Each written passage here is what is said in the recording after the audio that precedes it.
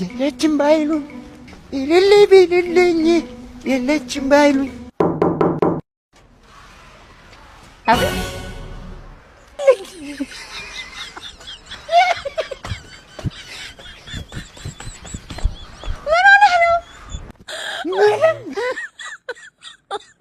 ይሄ የትኛው ወላጅ ነው ልጁ ከ37 ተማሪ 36ኛ ስትወጣ ልጄ መድረክ ላይ ሸልሙልኝ ላመሰግናት እወዳለሁ ብሎ ልጁን የሚያበረታታ?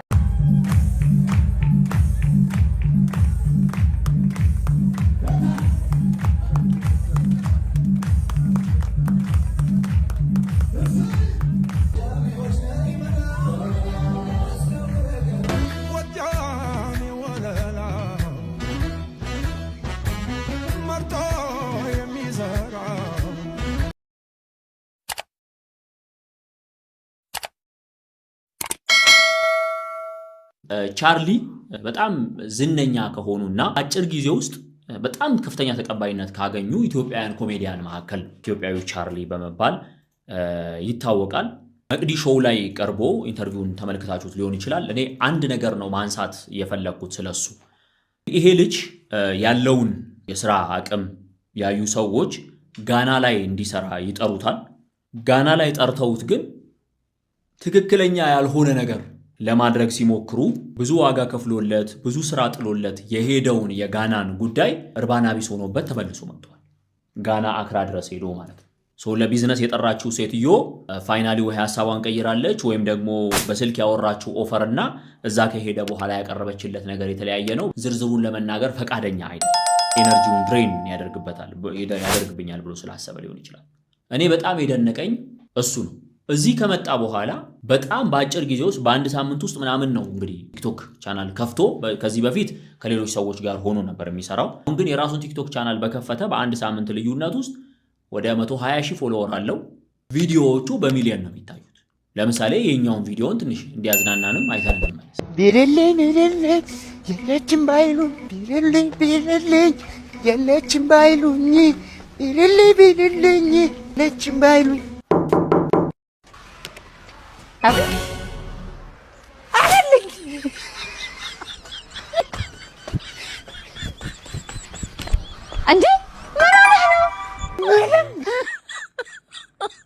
ይሄ እንግዲህ በጣም ዝነኛ የሆነበት ነው ወይም በጣም ብዙ የታየው ነው። ይሄ ልጅ ሊሰብረው የሚችል ፈተና ነበር የገጠመው። ሊሰብረው የሚችል ምክንያቱም ህልሜን እኖርበታለሁ ብሎ ያመነውን ጉዳይ ይዞ ነው አዳማ ወይም ሐዋሳ ወይም ጎንደር ወይ ባህር ዳር ወይም አሶሳ አይደለም የሄደው፣ ጋና ነው የሄደው። ጋና ሄዶ ህልም ይሆነኛል ያለውን ስራ ሊሰራ በዝግጅት ላይ ሳለ እንግዲህ የጠሩት ሰዎች ቃላቸውን ባለመጠበቃቸው ምክንያት ሊሆን ይችላል። ነገር አልፈለገም፣ ስሜታዊ መሆን አልፈለገም። እንደ አንድ ማህበራዊ ሚዲያ ላይ እንዳለ ሰው የእንትናን ጉድ ልዘርግፍላችሁ አላለም። እዛ ይልቅ ምንድነው ያለው? እንደመጣሁኝ አይዞህ የሚሉ ጓደኞች አሉኝ፣ በቀጥታ ወደ ስራ መግባት ነው የፈለኩት በማለት የምሽት ቤት መክፈቱን ተናገረ። እልፍኝ የሚባል ቤት አለ። እዛ ውስጥ ኮሜዲ ናይቱን የሚያቀርብበት የኮሜዲ ሾው የሚያቀርብበትን የራሱን ቦታ ወስዶ እዛ ማቅረብ ጀመረ ማለት ነው። ከዜሮ የመነሳት ችግር የለብኝም። 2 ልጆች አሉት። 26 ዓመቴ ነው አለ። በ26 ዓመቱ 2 ልጅ ይዞ እያሳደገ ነው። የራሱን የቤተሰቡን የተሸከመውን ትዳር ህይወት አሻሽልበታለሁ አስተካክልበታለሁ ያለውን ህልም ይዞ ነበር አክራ የሄደው። አክራ ላይ ዱብዳ ገጠመው። እዚህ መጥቶ ይጠበቅ የነበረው ብዙዎቻችን የሆነው ፌል ማድረግ፣ በቃ መተኛት፣ ከዛ በኋላ እሱ አለ። ከዜሮ ነው የምጀምረው። ከዜሮ ተነሳ። ቲክቶክ ቻናል ከዜሮ ጀመረ። የባህል ክለብ ወይም ይሄ ኮሜዲ ሾው የሚያቀርብበትን ከዜሮ ጀመረ። አሁን ላይ በጣም ትልቅ ተቀባይነት ካላቸው ተጽዕኖ ፈጣሪዎች መሃል አንዱ ላከብረው ወድጃለሁ። ይሄ በጣም ትልቅ ነገር ስለሆነ ማለት ነው። የሚማር ካለ ተማሪ ካለ አስተማሪ የትም ቦታ አለ ይባላልና መማር ካለብን የሚያስተምሩ አጋጣሚዎች በጣም በተደጋጋሚ ስለሚመጡ ብዙዎቻችን ከነዚህ ታሪኮች ብንማር መልካም ነው በማለት ነው እንግዲህ የቻርሊን ጉዳይ ያመጣሁት።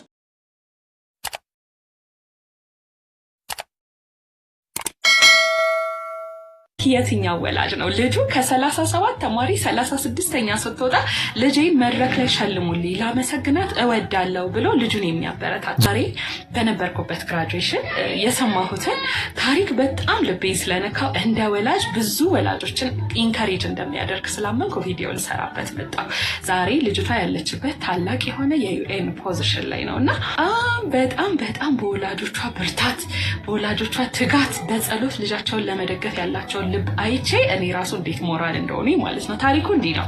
ልጅ ህፃን በነበረችበት አንደኛ ሁለተኛ ክፍል እያለች ካሉት ተማሪዎች መካከል ከመጨረሻው አንድ ልጅ ብቻ ጥላ በማለፏ አባትየው ወጥቶ መድረክ ላይ እንዲሸለምለት ስጦታ ራሱ ገዝቶ ወስዶ ይሰጣል እና ልጇ ትሸለማለች ማለት ነው። አስተማሪዎቹ ጠርተው እንግዲህ እንደዚህ ስለወጣች ብለው ተሸለማለች ማለት ነው። እና እንዴት ግን ልጅህን በዚህ እድሜ ማለት እንደዚህ አይነት ውጤት አምጥታ ትሸልማለች ሲባል አባት ነገ የምትሆነውን የሚያውቀው እግዚአብሔር ነው። ዛሬ ግን እንዲህ በመውጣቷ አንድ ልጅ ራሱ በመጣሉ ለበረታታት ጎበዝ ነሽ ልላት እወዳለሁ። ዛሬ ሞቲቬት ካረኳት ነገ ትልቅ ደረጃ እንደምትደርስ አውቃለሁ ብሎ አባቷ ይናገር ነበረ። ገስዋት ልጅቷ በትምህርቷ በጣም ጥሩ እየሆነች እያሻሻለች ቤተሰብም ያለውን ትኩረት ጨምሮ ፍቅር ጨምሮ ልጅቷ ላይ ፎከስ ማድረግ ሲጀምሩ ልጅቷ በጣም ኤክሴል አድርጋ ትምህርቷን በጣም በጥሩ ውጤት ጨረሰች። ከዛም በኋላ ወደ ውጭ ሀገር ሄደች፣ ማስተርሷን ሰራች።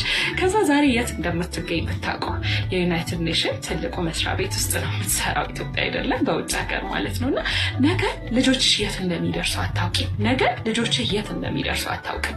ስለዚህ ዛሬ ላይ ልጆች ውጤታቸው እንኳን ጥሩ ባይሆን ነጋቸው ያማረ እንዲሆን ዛሬ ላይ ያ የተበላሸው ነገር መስተካከል ስለሚችል የትኛውም እድሜ ክፍል የትኛውም ደረጃ ሊሆኑ ይችላሉ።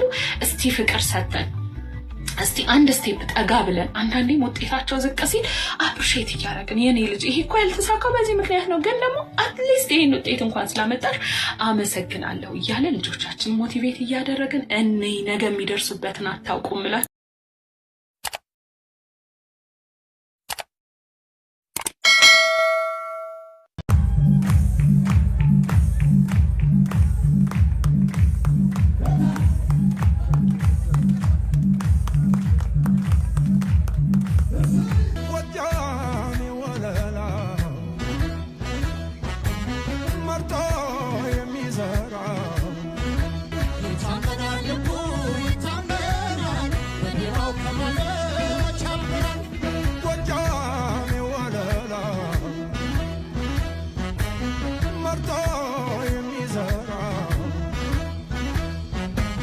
ይታመናል ልቡ ይታመናል